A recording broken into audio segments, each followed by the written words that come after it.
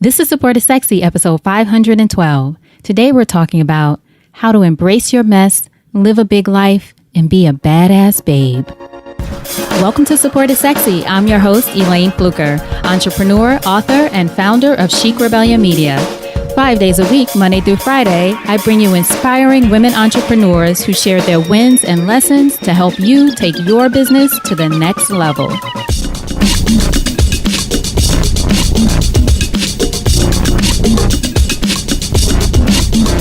Here we go.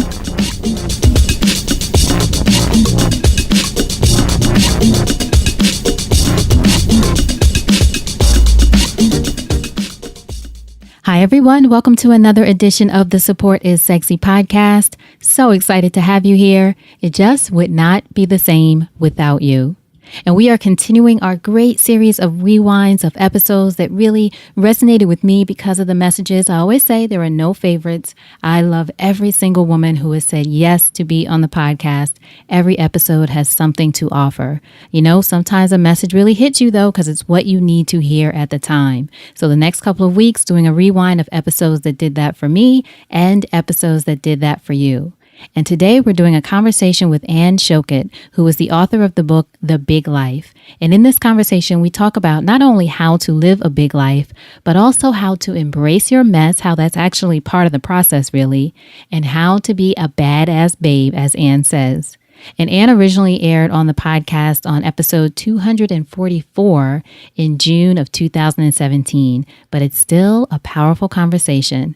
So I know you're going to enjoy it. Not going to keep you from it any longer. Without further ado, Anne Shoket. So Anne, thank you so much for joining us for an episode of Support is Sexy. I'm excited to have you here. I am so excited to be here. This is going to be an amazing conversation. Excellent. Absolutely. So first question, when did you first fall in love with entrepreneurship? I mean, I don't know if I'm in love with entrepreneurship. I'm in love with this idea of the side hustle.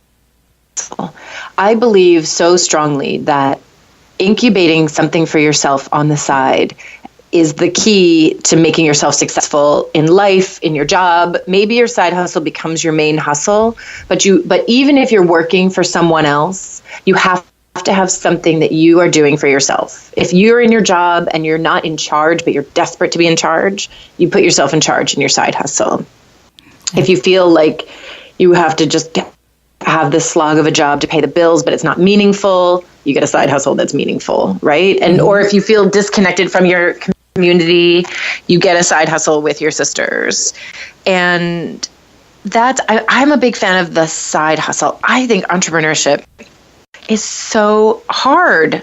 It is. I agree. I think it's phenomenally hard. I've talked to women who run small personal brands, big personal brands, gigantic, big brands, and to make something happen on your own steam that can support you, can have an impact in the world.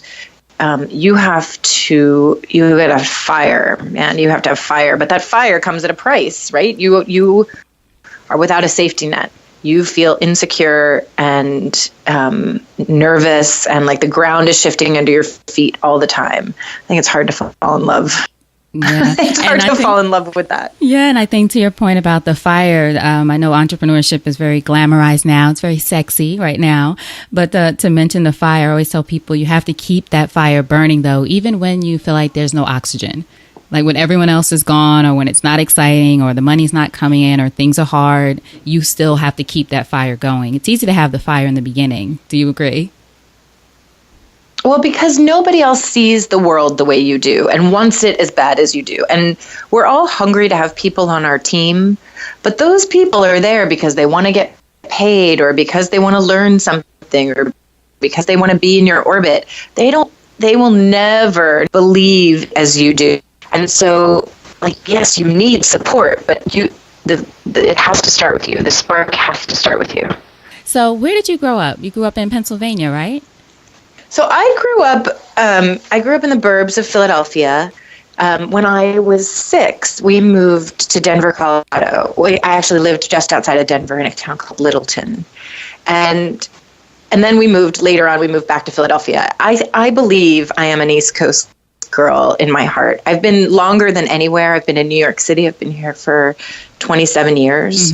But that little stint of living in Colorado was really transformative to me. It was where I spent elementary and junior high, and so it was obviously like it was transformative growing up there.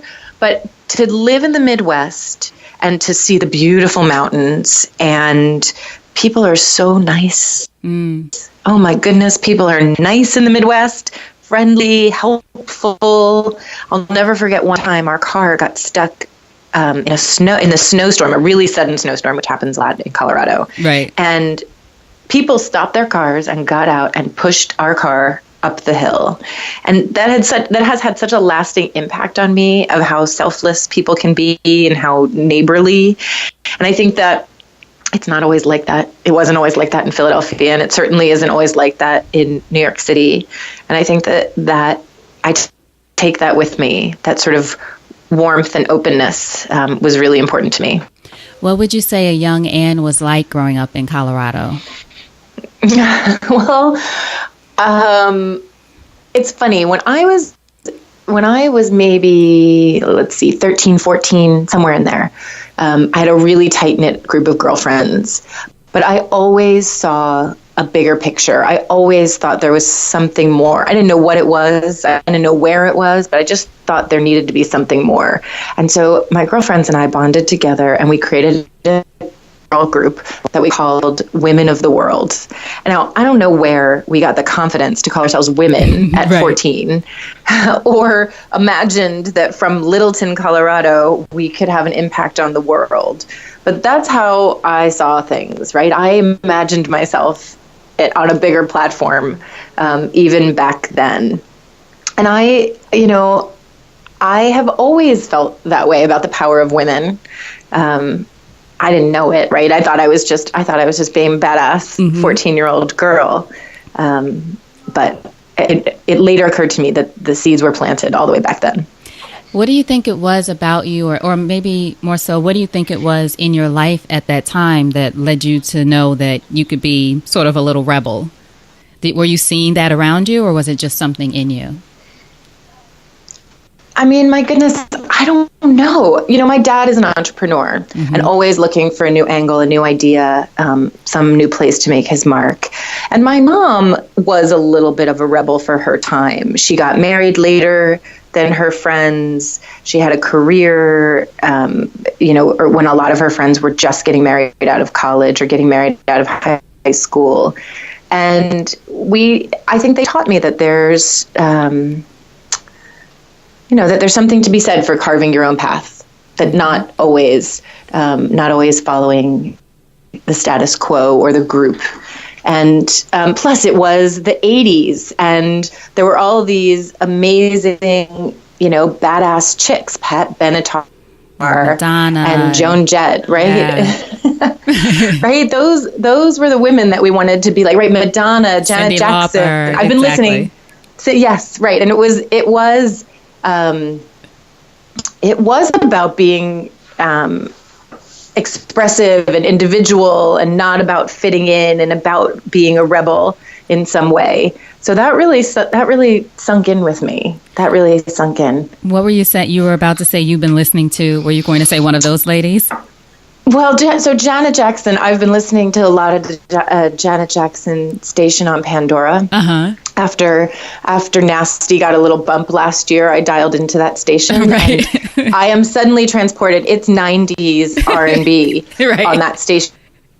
But I am suddenly transported back to like 21-year-old Anne Shoket on the Lower East Side in Manhattan, right out of college, with my girlfriends, listening to En Vogue and SWV. Yes. and it's another era of girl power. Right. But that is a really specific, really transformative moment. It's so interesting how music can transport us in those ways. I know I was actually speaking to my mom the other day after the terrible incident in Manchester, and we were talking about Ariana Grande and the young girls going to see her, and I was reminding my mom of her taking me. My first concert, I believe, was a Cyndi Lauper concert. So it's interesting that we're talking, but I remember that moment and being excited. I believe it was in Long Island. It was just a whole thing. But I talked about just that experience and how music sort of means so much to us in those moments. And you know what is so interesting about Cindy is she has actually had a long, legendary career where she has pivoted and reinvented herself and opened new chapters and recreated herself, and yet always kind of has that thread of who she was back in the day. I'm actually really inspired by her and her journey.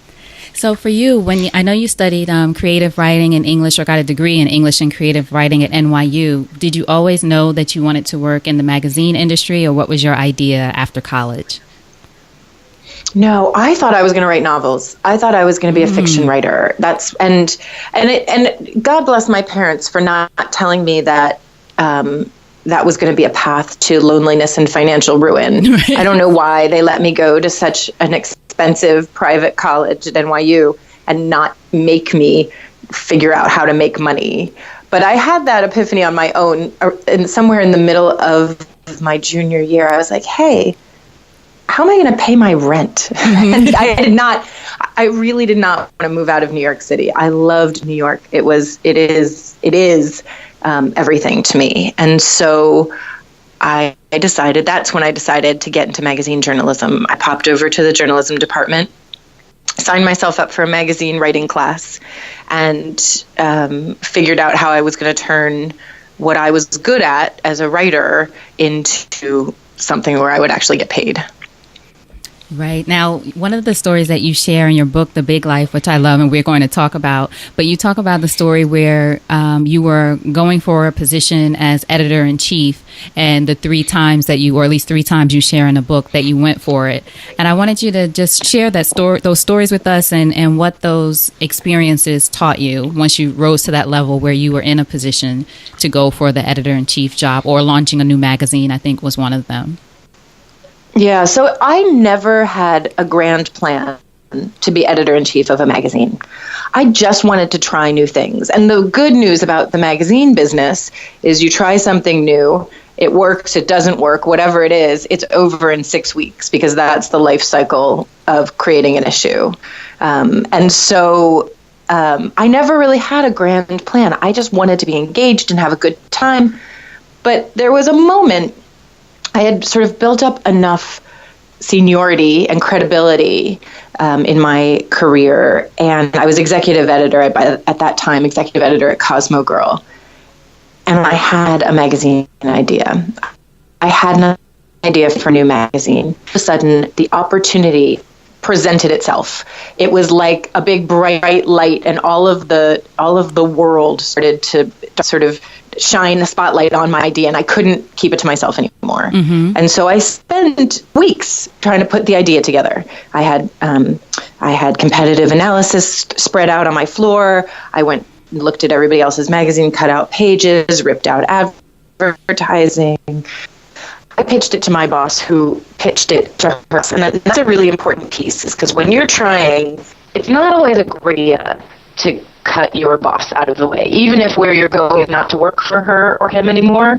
I needed that woman. I needed my boss to be on my side, to be my champion. Mm-hmm. So I finally got up to the big boss's office, made my pitch. So nervous, I was shaking. Note cards were shaking my hands. I could barely get 2 sentences out in a row. She said to me, "Calm down. Just tell me a story." Okay, so I got through the pitch. She said, "Oh, this is a really interesting idea. Let's workshop it around." And so we did for a couple of weeks. It didn't go. It wasn't in the business plan. It wasn't going to happen. I mean, it was a sad moment for me to realize it wasn't going to happen, wasn't going to materialize. But it was the first time that I felt, oh, wait, I think I'd like to be in charge of a magazine one day. I really think I could do it. You sort of got a taste of it. So I could see, but so many women tell me that they want to be editor-in-chief one day. And I think that's amazing to have goals and to be that clear about where you're going. But I also think that you have no idea what will happen to you between now and then, and all the steps along the way that are going to prepare you for that job. I didn't know that I wanted to be editor-in-chief of a magazine until I was close enough to the top to see what the job looked like and to understand what it entailed and how I could bring something to bear to that role. And I think that I didn't have this long vision. I didn't know where I was going until I was there. And then I thought I could see what came next. And that's sort of how I feel about moving forward. I'm always just looking for what's the next big new opportunity. I don't have a 5-year plan. I don't have a 10-year plan. I am just trying to figure out how to take what I have and move the line forward. Is that the same as, would you say it's the same as living in the moment, or is it living in the moment, looking ahead, but not, like you said, planning so far out for young women who are listening, who are trying to figure out or who are trying to cope with this idea that they should have a 5-year plan or a 10-year plan and that kind of thing? What kind of approach? I think the 5-year plan really hampers your progress. If you're too locked into one vision, one idea of the way things should be, you miss a lot of twists and turns along the way that could take you down an interesting path. I don't think it's quite living in the moment, because I think you need to have a little bit more of a strategy around your career and understand what you have to offer. But I think it's about looking for opportunities and looking for adventure and being okay with the idea that you don't have it all buttoned up and you don't know how things are going to go, but you have trust and faith in yourself that you will figure it out, that you are strong enough and smart enough to figure it out. One of the things you mention in your book, The Big Life, is this idea of embracing your mess. I love that. Oh, man. Because it's so messy. Are you embracing your mess? I am embracing my mess, Anne. But some days you feel like it's a little, not too messy, but I would say, let me speak for myself. Some days I wonder if my mess is bigger than everyone else's, or maybe some days it just feels like that. But then, like you said, you got to embrace it and keep moving and knowing you'll come out on the other side of it. A big life is a messy life. Right. It is hard to do big things. And in order to make big opportunities come your way, you have to say yes to everything. You have to work hard. You have to look under every rock. You have to be at every cocktail party, working event. And then you have to go to every after party because that's where the good stuff happens. And then you got to be up in the morning for your meeting all bright-eyed the next day. That is going to make your life a frantic mess. Deadlines that have to happen, side hustles, projects, all the other, not even to mention all the personal things that have to happen, laundry, feeding yourself, right? All of those terrible things. Right. Not terrible, but they could go very awry. And so, I just think that the more you try to make your mess fit into neat and orderly boxes, the more you're going to crush your mojo. That the mess is actually momentum that's moving you forward and closer to your dream. And you have to welcome the mess and embrace the mess. Now, there are moments that the mess can sabotage you, right? You can't constantly be in a state of panic. You can't constantly... you can't be up at 3:00 in the morning every night for months on end. Your mess can't be pulling you away from your dream, but you have to make room in your life for mess. Do you feel like that's what you did when you were going for the position? You went for it a second time, and I know you said someone else got it at that time, and then you finally went for the third time. But during that time, were you embracing, okay, things aren't working out as I thought they would, or that kind of thing? Or what were you feeling at that time? Do you remember? So by the time I got the call to be editor-in-chief of 17, to pitch for it, I actually almost didn't pitch. I almost didn't throw my hat in the ring because I was 34, I was single, and I really wanted to have a partner. And I was dating a lot. I was saying yes to everything. You were having a good time. I was having a good time. I went to all the coffees and all the dinners and all the parties, and it was fun. It was fun, but it wasn't the partner that I wanted to have in my life. And I remember feeling really, as I was about to make a pitch for the editor 17, and I had a moment of panic where I thought, wait, if I take this job, will I never find a husband? Will I never find a partner? Will I be too busy to have dinners? Will I be too busy to go to parties where I might meet someone? Will men be intimidated by me? And a lot of my friends around the time said, oh, yeah, men are going to be intimidated by you. And yes, you will be too busy.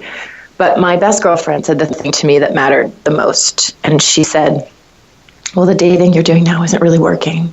So why don't you go for the job and then worry about the right. and then worry about dating later. And so that's what I did. I went for the job, scored that gig, landed it on the third try. And then after about 8 months on the job, when my hair stopped being on fire every minute, and I was able to actually go out once in a while, that's when I met the man who became my husband. It turns out, I didn't know it at the time, but it turns out I felt like I had something to prove to myself, that I needed to make decisions. I think that's right. It's a lot of magic that goes into finding the person who's right for you. But when I met my husband, Richard, my husband now, when I met him, he got excited about my job and excited about me and my ambition and my dreams and my goals. And I got excited about his too. And I think that, had I not gone for that job, we wouldn't have connected in that way, because I had to prove something to myself. I had to prove that I could do it. And I needed to make decisions on my own for a long time. Before you make decisions with someone else about how your life is going to go, you got to make a lot of decisions for yourself about how your life is going to go. Right. So you come to the relationship not as a different person, but just with a different amount of experience. Yes. Right. Absolutely. So would you say the big life then is for young women who feel stuck, or women who are on their way, or would you say both? So frankly, I think the big life is for everyone. But I'll tell you this. The title of the book came from the conversations that I had with young women. So for the last 2 years or a little bit more, I had a series of dinners at my apartment. I called them the Badass Babes dinners. I love that. Because these were the kind of chicks that you would want to have in your orbit, right? Chicks who are confident and game-changing and rule-breaking. And it would be 6 or 8 women around my table. And I would always start with the same question. If I could solve any problem for you, what would it be? And again and again and again, the same answers came up over and over. How do I find a partner who honors my ambition? How do I find a career that feels like a passion? How do I get respect from my bosses? How will I have to take my foot off the gas of my career when I have children? And will all the struggle be worth it? And so those are the things those were the itchy emotions that were keeping young women up at night. But they said to me, I know I want to do something big. I might not know what it is, but I want to do something big. And that's where the big life came from. This idea that here were smart, talented, capable women who maybe didn't know exactly how they were going to make their mark on the world, but they knew they could do it. They knew they wanted to do it.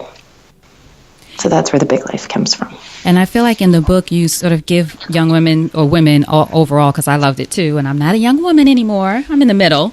But I love that you give us sort of permission to go after the big life. And then, as we talked about already, that it can be messy and that there will be failures, but you can still create it in your own way. It doesn't have to look a certain way.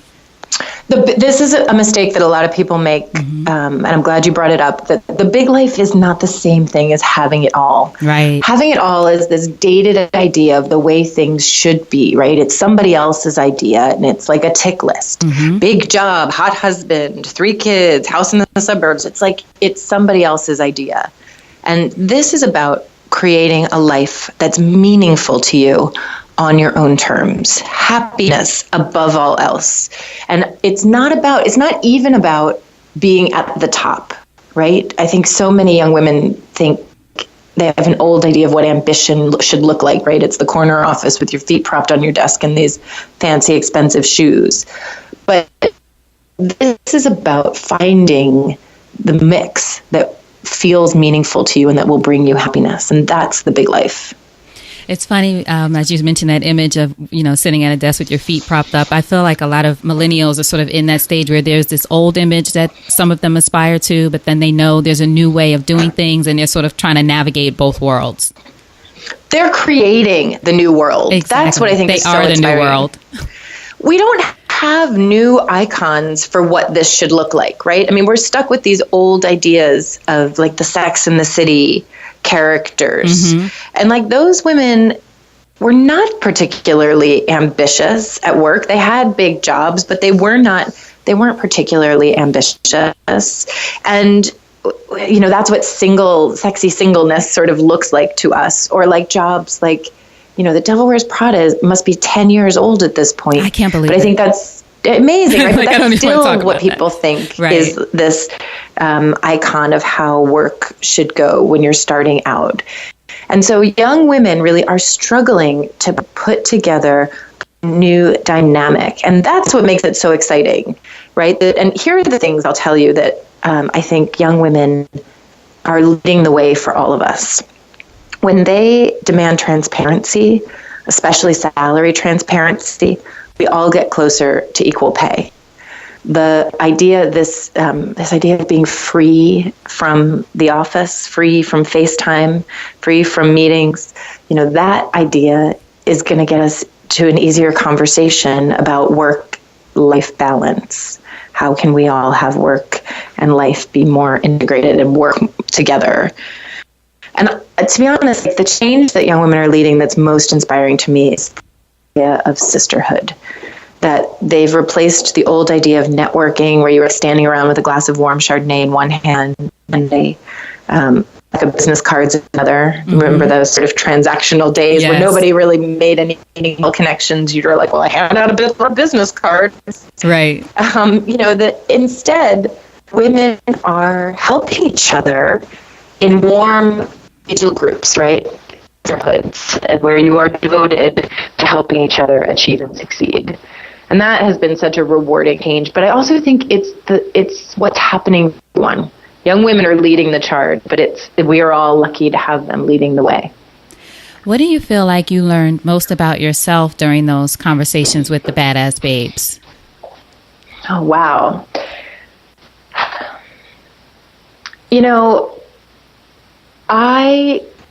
I feel as millennial as I can, right? I feel like we grew up together because we did. I was editor-in-chief of 17 for the better part of a decade. And so we had all of those complicated conversations about becoming the person you're meant to be. But I think what I learned is that you are never done becoming, right? There's not this magical moment where I'm like, okay, great, I'm cooked. This is it. Mm-hmm. And I was inspired to have a fresh, adventurous outlook for this next stage of my life. I spent 20 years in the media business building other people's brands. And now I'm at a moment where I am building my own. And that has been inspired so much by the women who've been at my table who are, building their own brands, personal brands, right, of who they're going to be. And so I think that's what I have taken away from them. I don't think I saw it that way at first. I didn't know that's where I was headed. What I knew very clearly when I left 17 is that I wanted to continue the conversation with the young women into the next stage of their lives, right? That this was a generation of women who had grown up with me. We'd grown up together.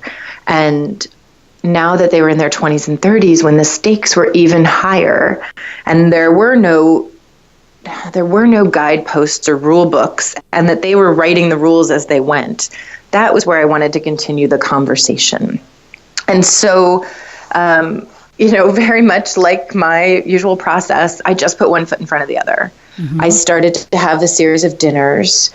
The dinners were transformative for me and changed my whole outlook book on the way to give advice, that instead of how-to advice, it became me too. It became a sisterhood. It became a community.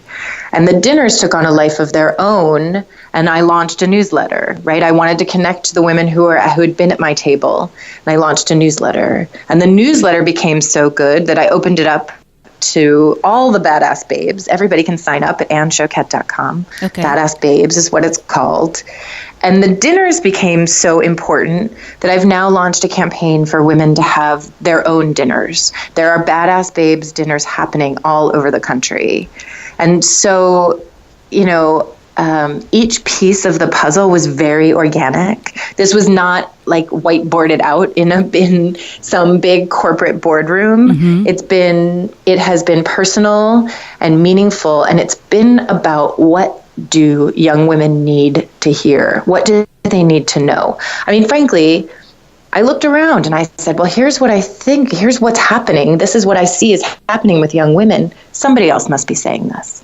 I looked around. Nobody else was saying it. And I was like, okay, great.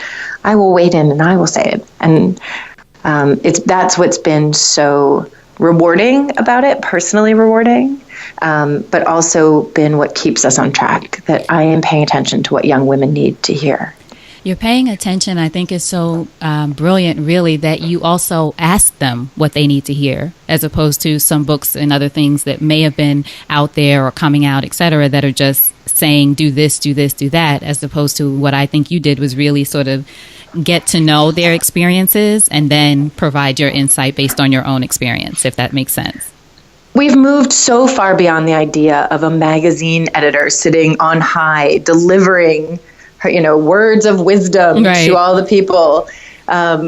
We are now at a state where it's a conversation. It has to be a conversation. Right. And the stories that other women tell are just as important as my advice and the stories I tell. I'm there to give perspective, to give insight, as someone who has, seen these changes and these threads happen and who's had a big, broad view of the way women have changed. But the women at my table and the women in my sisterhood and the badass babes, their stories matter, and they're the ones who are helping keep the connections. Everybody can read the book and find someone in there that they can latch onto who says, yes, that is the woman that I am following. That's the woman whose advice I need. And I love to that point that you include the voices of some of the young women who are the badass babes, some women who are more further along, I should say, in their career, or they've launched businesses and that kind of thing. So all of those voices are included in the book. Who did you? Which of the women in the book resonated most with you? The founder of Rent the Runway. I loved her story. And, Jen Hyman. Yes, and the founder of LearnVest. Man, those are two powerful chicks. Yes, those two stories. I guess maybe to being an entrepreneur and both of them, I believe both. I know Jen from Rent the Runway talked a lot about relationship. That really resonated with me. Just this idea that she was going after that as passionately as her business. Isn't that amazing? Yeah. She was so open about her own struggle to find a partner, right. And she talked about how just a week or two before she was about to get married, she decided to call off the wedding. Mm-hmm. And she knew there was something bigger out there for her. And she took on that challenge of finding it. It was a job for her. She wanted to put as much effort and energy into finding a partner. What is amazing about the interview with Alexa Von Tobel, who's the CEO and founder of LearnVest, we did that interview in about a half an hour, and every word out of her mouth was perfect and spot on and exactly what you needed to hear. Here's a woman who is literally embracing the mess of her life. She had a huge startup that she sold for $500 million, and she got married, she had a baby, she had a startup. She's like, she's on the Entrepreneur Council. And didn't she have the baby amazing. 3 days after the company was acquired or something? Yeah, closed the deal on Wednesday, had the baby on a Saturday. Really, yeah, she's a force of nature. Yeah, I loved her so much. Every word out of her mouth was like perfect wisdom. Those two stories really resonated with me. But again, all of the women that you included, just hearing especially from women who are starting out earlier in their careers and remembering that time for myself, but also seeing how the ways that it's different for a lot of them too, because I was just focused on wanting to be an editor or wanting to be a writer and wanting to work at a magazine, because all of this that exists now just wasn't here. Or at least I didn't know about it at that time in the 90s. So it's just it was very interesting to see that too. One of the things, sorry, go ahead. Well, I think it's so amazing how vulnerable everyone was able to be, that we were having conversations where there just is nowhere else to have them. You can't talk to your mom because she doesn't get the texture of your life. You can't talk to your boss because you can't be that open with her. You're probably still a little competitive with the other women at work, your colleagues. And so we created this safe space to have some very complicated conversations about the intersection of ambition and life and emotion. And I really am honored that so many women shared their stories with me. One of the things you talk about too in The Big Life is how to navigate the itch, which I love that because I feel like I always have an itch. But how would you say that we do that at any age? And do you think the itch sort of manifests as a need for reinvention for people who may be more seasoned badass babes? Yeah, so the itch is that feeling when you know there's something else out there for you, whether it's in your job or it's in your personal life, right? There's someone else, somebody else, some other job that's better for you than the situation you're in now. And it starts out like a little annoyance, right? You start to feel a little dissatisfied, and it just starts to grow and grow until you're like completely itchy and you have to go. And it's, you can live with itchy for a long time, right? It's not like an emergency, but it's worth paying attention to, because I think the itch is the thing that keeps you moving forward and keeps you looking for someplace new, or something new and more to do. And I think you're right. Whether you're at your first or second job and it's not right for you, or you are a more seasoned exec and you're in a place where there's something else you want to do. I just had an amazing Badass Babes dinner with Gail Becker, who has just launched it's called Cauliflower. So it's a pizza company with cauliflower dough. And Gail used to run Edelman PR. And now she has completely made a huge turn in her life. She decided that she wanted to be an entrepreneur, and she's launched a new company. And I just thought to myself, like, that is a badass babe, right? To have taken a career's worth of credibility and to channel it in a totally new direction is a real inspiration for everyone. Totally. I need to interview her. That sounds amazing. What would you say is something that you wish you knew when you first started out in your career? Oh, man. This is a hard one. I don't think I appreciated early on in my career quite how long a career is and how much the people that you start with, how likely you are to see them and to continue relationships along the way. I think I felt everybody that around me was very transient, right? I'm only going to work with these people for 6 months or 8 months or a year, and then we're all going to go our separate ways. But it has turned out that the people who I came up with in the world are the same people who I still rely on today. In fact, I was having coffee with a woman the other day, and I said to her, you and I have been having coffee together once or twice a year for 15 years. Wow. And I said, I don't think of that first coffee, and I don't think it went so well that I knew we were going to be lifelong, friends and colleagues, but we trust each other. We have a career's worth of trust in each other.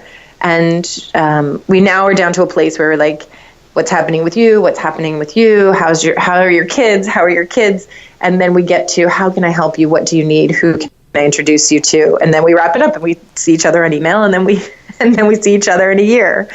But I think that's one of the things you don't know until later on in your career, that relationships are long and frankly the most important thing.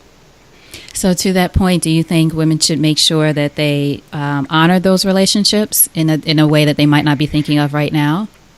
Well, I think being nice matters. There were a couple of times in my career where someone was not nice to me. And I said, I was like, there's no reason to not be nice. We're going to know each other for a really long time, and we're both going to be in this business for a really long time. So I think being nice and fair and candid as much as you can be is really important. But also, if you want someone else to show up for you, you have to show up for them. Yes. And not because you think you're going to get something out of it, right, but because you are interested in what that woman is doing. You want to help support her. You want to grow your sisterhood. There was a moment actually where I very purposefully doubled down on building personal relationships, where I had felt like so many of my business relationships were transactional, and I wanted to go deeper. And so I did, and that was really purposeful. How did you go about doing that for people who want to establish deeper relationships? I showed up.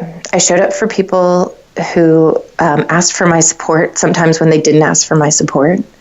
I made an effort to volunteer my support and my contacts or my advice when I thought it might be warranted. I also tried to move some of the business talk into personal. I am so shy about talking about my personal life. And I realize that that's what makes people interested and invested in you, right? And so I really did try to make people, on a couple of relationships, to really move them in a deeper way. Mm-hmm. In the book, you say a great quote that I love. It's incredibly important to surround yourself with women who nod their head yes when you talk about your ambition. So that's end quote. So I wanted to know from you, what does your support network look like? It's interesting. I never had a tight-knit squad. It was much more ad hoc. And the interesting thing is not necessarily your friends. Sometimes your friends are just your friends, right? They have their own things going on. They have their own lives, their own ambitions, their own direction, and it's not always family. Those people. Same with family, right? Absolutely. And so that's fine. Don't try to make your friends into your squad, or don't try to make your family necessarily get on board. They don't need to. You need people who you're bonded with to help you achieve and succeed. And so I have a group of women that I can reach out to, and I wouldn't say it's anything formal, but there are connectors and insiders. I have a couple of chicks who are on my list as wing women. Mm-hmm. You always need a wing woman to go to an event, right? Otherwise it's too easy not to show up. And so there's a small group of chicks. They're all in different businesses, and we interact with each other in different ways, right? Sometimes I'll see somebody at every cocktail party. Some of them are on the West Coast. I'm like, hey, call me when you get to New York. Some of them are people that I basically only see on email or on Facebook, but we always answer each other's messages, right? So that's my squad. One of the questions I wanted to make sure that I ask you is, how do you advise young women not get caught up in what you call the Instagramming life? So really, especially when it's so prevalent now of us looking at each other's feeds and seeing what you think everyone else is doing that's so fantastic and comparing it to your own life. So I'm obsessed, first of all, with Instagram. This is in no way a call to arms to stop Instagramming your life. I love it. It's amazing. I particularly am excited about Instagram stories and messages. It's a whole new thing for me. I am obsessed. You're all in it. I'm all in, but you need to recognize when you're sitting there scrolling through everybody else's images that seem so perfect and amazing, and they're on vacation and they're in love and they're getting high fives and promotions and they're going to fabulous parties. They have edited their life to look perfect, just like you're editing your life to look perfect. And to not feel like that is the reality. Everybody goes home, takes off the makeup, and has to be alone with themselves and to feel whatever they're feeling, right? And if those feelings are dark and uncomfortable and itchy, that's real. You're not putting that stuff on Instagram, but you have to recognize that you are not alone in that feeling, that everybody is feeling those things. That's part of the sisterhood of the badass babes, is for us to find a safe space to be honest about that stuff. And to have those conversations. Yeah. Absolutely. So in closing, Anne, if you think of your life and career and you had the chance to thank only one person whose support was critical to you personally or professionally, who would that be and what would you say? Well, I would thank my husband. And because he believes in me and he supports me. And on those dark days when I come home and I'm having all of my dark, itchy emotions, he helps me get perspective on them.